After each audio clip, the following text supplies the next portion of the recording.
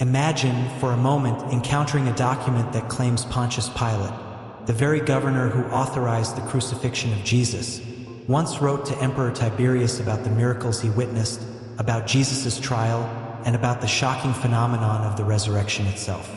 The very thought is enough to make anyone pause. After all, the Gospels give us the core details of Christ's passion, but they say little of Pilate's personal reflections beyond the famous symbolic act of washing his hands. Could there truly be a letter in which Pilate not only describes Jesus' appearance in remarkable detail, but also laments the pressures that drove him to condemn a man he recognized as both innocent and extraordinary? If you've never heard of this alleged letter, you're not alone. The official historical record doesn't readily confirm such a document existed. Yet for centuries, certain writings have circulated, claiming to be direct communications from Pontius Pilate to Tiberius Caesar, explaining in vivid language the personality and physical features of Jesus. In these accounts, Pilate not only acknowledges Jesus' miracles, raising the dead and healing every sort of disease, but also presents details about the color of his hair, the shape of his nose and mouth, and the composure of his demeanor. The letter even suggests a moment of darkness covering the land when Christ was crucified, along with the startling rumor that graves opened and the dead roamed among the living. Whether or not you accept these accounts at face value, the mere notion that the man who stood at the center of humanity's greatest drama might have recorded his impressions is fascinating. And it's precisely these claims we're going to examine in today's presentation, allowing you to sift through the details and reach your own conclusions.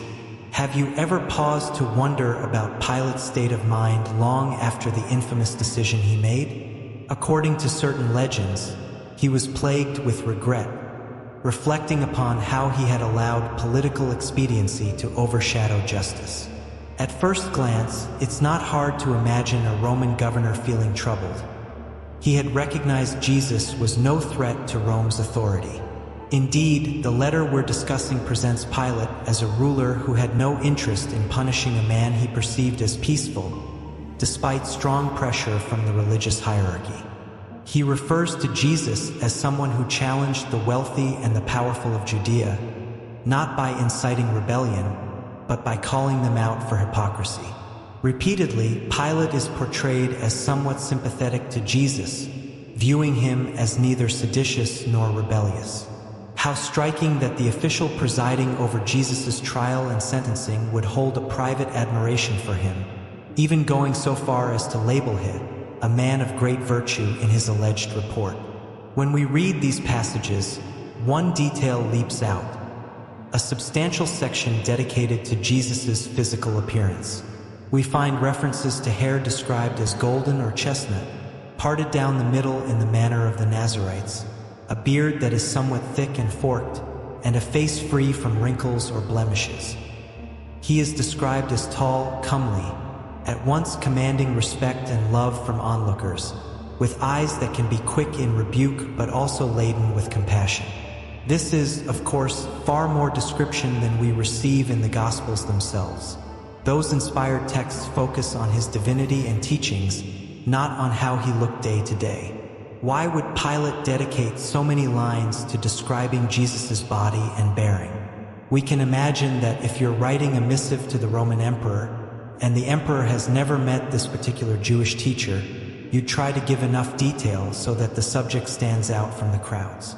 In an age before photography or portraiture as we know it, the best approximation of recognition came from carefully worded descriptions. Whether genuine or not, the letter underscores that Jesus was considered singular enough in appearance and presence to warrant such elaboration. Another portion of the letter claims that Pilate expressed concerns about the tension in Jerusalem. In his words, he had so few soldiers at his disposal that he feared any small spark of unrest could ignite a blaze he couldn't contain. The city, he insisted, was notoriously difficult to govern, and previous Roman prefects had echoed this sentiment. Knowing how precarious his position was, Pilate found himself in the crosshairs of political necessity.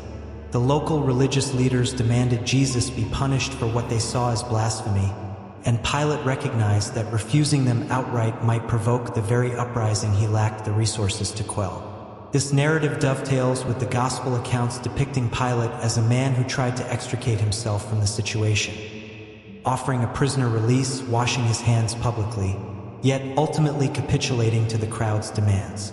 Whatever personal admiration he might have held for Jesus, he valued peace and stability in his province more than an innocent man's life. There's a poignant moment in the letter where Pilate allegedly records the cosmic signs coinciding with Jesus' crucifixion. He mentions midday darkness blanketing the land, a red moon, and even an earthquake stirring the dead from their graves. It's a dramatic scene reminiscent of what the gospel accounts describe. Skeptics, of course, might dismiss these references as later additions that mirror the biblical narrative, whereas believers might see them as reinforcing the historicity of the events.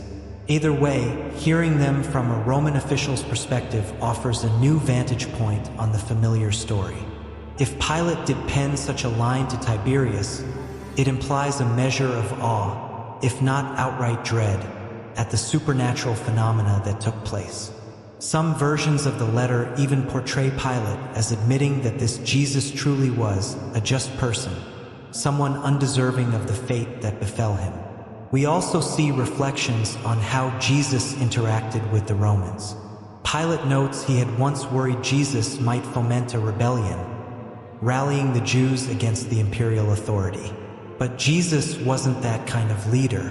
In fact, Pilate references Jesus' famous saying, "Render unto Caesar that which is Caesar's, and unto God that which is God's," a teaching that underscores the principle of respecting secular authority while maintaining devotion to the divine. Pilate claims that once he heard about this statement, any fear he'd harbored of an uprising evaporated. A man who publicly urges people to pay their dues to Rome couldn't logically be guilty of sedition. Pilate thus granted Jesus the freedom to speak and gather disciples. That choice, ironically, fanned the embers of hostility among the local religious elite. They resented both Jesus' moral authority and the leeway he was given by the Roman governor. In another section, Pilate describes how the wealthy and powerful of Jerusalem couldn't stand Jesus' frank style. They were enraged by his criticisms, his willingness to denounce hypocrisy, and his alignment with the poor and marginalized. Pilate, on the other hand, saw political advantage in letting Jesus operate. Many of the common people admired him, so leaving him to preach might stabilize the populace more effectively than arresting him. Ironically, it was only when Pilate realized that the anger seething among the religious authorities threatened to spark a riot, one that might undermine Rome's tenuous grasp on the city, that he opted to bow to their demands. The letter portrays Pilate as a reluctant executioner, shifting the blame squarely onto the temple leaders who envied Christ's influence. Part of this narrative also addresses the notion that Pilate tried to maintain his own innocence by washing his hands. According to some versions of the text, he took water, rinsed himself, and declared that no guilt would be attached to him for condemning this just person, yet recognized that he was facilitating an act of grave injustice. One can imagine how this dramatic gesture would have stirred discussion among the populace. It might even have been a moment of bitter realization on Pilate's part. For all his power, for all his authority, he was apparently too weak to defy the demands of those calling for Jesus' death. In his letter, he describes an unshakable sense of dread and regret from that moment onward. Whether this regret stems from fear of divine retribution or from a moral pang, it indicates Pilate was all too aware that something bigger than conventional politics was unfolding. At this point, you might be wondering, is there any physical, historical proof that Pontius Pilate indeed existed at the time and governed Judea? That's where the famous Pilate stone enters the scene. Archaeologists discovered this limestone inscription in Caesarea Maritima, an important administrative center in Roman Palestine. The inscription, dedicated to the divine Augustus Tiberium, names Pontius Pilate, prefect of Judea, providing rock-solid evidence for Pilate's historical presence in the region. For many centuries, critics of the Bible questioned whether Pilate was a figure invented by Christian authors, but the stone, found reused in the steps of an ancient theater, silenced those doubts. It plainly places Pilate in Judea during the probable time of Jesus' ministry, matching perfectly with the biblical accounts. While the Pilate stone speaks to Pilate's reality, it doesn't mention Jesus. The letter, however, if genuine, would provide far more direct commentary. References to Jesus' hair, his serene expression, his tears rather than laughter, and the swirling supernatural events on the day of the crucifixion. The letter also claims that Pilate spoke openly of Jesus' resurrection, or at least the rumor that he rose from the dead. We read lines about an empty tomb and a bizarre sense of wonder that spread through Jerusalem. Although the canonical Gospels give us the core story, hearing it from someone who shaped the events is particularly riveting. Naturally, historians take a cautious approach, since none of these documents have unassailable provenance. They appear in later manuscripts, and it's impossible to definitively trace them back to Pilate's actual hand.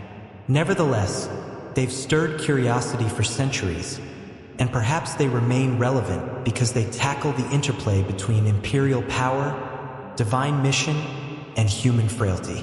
Consider how Pilate, a man shaped by Rome's power and politics, would interpret miracles of healing or the spectacle of a sun turned to darkness. Would he have dismissed them as local superstitions, or might he have been genuinely unnerved at the possibility that the gods or the god were intervening in ways he couldn't understand? The letter depicts him as leaning toward the latter, increasingly aware that events of cosmic significance were unfolding. He even warns Caesar that these occurrences might one day change the destiny of the empire. Whether those words were penned by Pilate or not, the concept that Jesus' life, death, and resurrection had far-reaching consequences on the Roman world is historically undeniable. In just a few centuries, the empire that executed Jesus would be flooded with adherents to this new faith, culminating in Constantine's eventual embrace of Christianity. As we approach the end of this exploration, it's fitting to reflect on how these reported words of Pilate shape our understanding of Jesus. The letter claims Christ had a gentle manner and a regal bearing, that he wept more often than he laughed, and that those around him either adored him or despised him. The entire narrative underscores Jesus' otherworldly character, the man who turned the proud away and drew the humble to himself, the teacher who recognized that temporal matters should be given to Caesar, but eternal matters belonged solely to God, the figure who so rattled the local religious aristocracy that they convinced Pilate to put him to death. Even if we can't prove the letter's authenticity, it stands as a testament to how countless generations have yearned to fill in the blanks about Jesus' life on earth, including the perspective of one of the key decision-makers in the Passion story. Of course, we're left with the question of whether Pilate truly repented later in life, whether he wasted away consumed by guilt, or whether these references are merely apocryphal. Some traditions claim that Pilate found solace in the message of Jesus and turned to the Christian faith, though those remain pious legends uncorroborated by ironclad historical evidence. Other accounts speak of Pilate's continued service in different capacities, his eventual recall to Rome, and possible suicide, none of which can be entirely confirmed. The Gospels themselves show him as a cynical figure, pressed into a corner, torn between justice and expediency, ultimately choosing the latter. Perhaps, as the letter claims, he lamented that decision until his final breath, recognizing that in executing a man he deemed innocent, he had sealed his own moral indictment. Regardless of where you stand on the authenticity of Pilate's letter, it's important to note that the essential elements resonate with the biblical narrative. Pilate was indeed a Roman governor forced into a harrowing decision. Jesus was indeed crucified at his command, and the community surrounding these events spoke of miracles, cosmic signs, and an empty tomb afterward. Whether we approach the letter as a historical curiosity, a devotional reflection, or an apocryphal story woven together by scribes longing for more details, It invites us to contemplate the immense gravity of the crucifixion. It also reminds us that Jesus' life and message extended far beyond Galilee or Jerusalem, touching the corridors of Roman power in ways that still spark debate and reverence 2,000 years later. If you found this account interesting, particularly the claim that Pilate wrote with such admiration about Jesus, and the references to the cosmic turmoil that occurred the day of the crucifixion, then consider how it shapes your perspective on history, faith, and redemption. By piecing together the Pilate stone and this purported letter, one sees a tapestry of belief, doubt, and intrigue. At a bare minimum, these sources confirm that a Roman official named Pontius Pilate administered Judea in the time of Christ. And for those who dare to believe in the letter's legitimacy, it may be a window into the tensions that swirled around the trial of the world's most transformative figure. Thank you for joining me on this fascinating journey. Whether you end up concluding that Pilate's letter is a genuine artifact or a later fabrication, you've had a chance to grapple with how history, legend, and faith often intertwine. Perhaps one of the biggest takeaways is just how far-reaching the influence of Jesus of Nazareth became. So far that even the highest office of the Roman Empire may have received word of his teaching and miracles.